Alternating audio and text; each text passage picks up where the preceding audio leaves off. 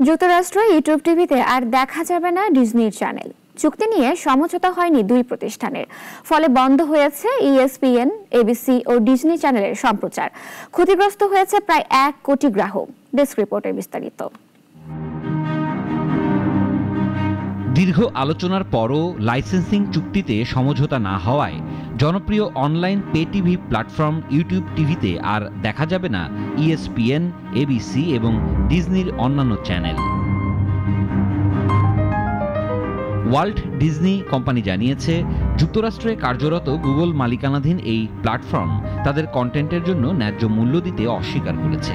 এতে প্রভাব পড়েছে ন্যাশনাল জিওগ্রাফিক ও ডিজনি চ্যানেলের মতো জনপ্রিয় নেটওয়ার্কগুলোর উপরও।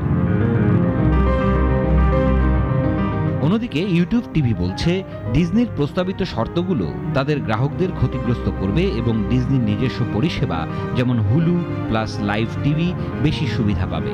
চুক্তির সময়সীমা শেষ হওয়ার ঠিক আগে বৃহস্পতিবার মধ্যরাতে ডিজনির সব চ্যানেল ইউটিউব টিভি থেকে উধাও হয়ে যায়। এই ব্ল্যাকআউটের ফলে প্রায় 1 কোটি দর্শক ক্ষতিগ্রস্ত হয়েছেন। গ্রাহক অসন্তোষ কমাতে ইউটিউব টিভি ঘোষণা দিয়েছে, ডিজনি চ্যানেলগুলো দীর্ঘ সময় বন্ধ থাকলে $20 ক্রেডিট বা ছাড় দেওয়া হবে। এর আগেও ইউটিউব টিভি একই ধরনের বিতর্কে জড়িয়েছিল, তবে তারা শেষ মুহূর্তে কমকাস্ট মালিকানাধীন NBC ইউনিভার্সাল, প্যারামাউন্ট ও ফক্সের সঙ্গে সফলভাবে চুক্তি করে সানডে নাইট ফুটবলের মতো অনুষ্ঠানগুলো চালু রাখতে সক্ষম হয়।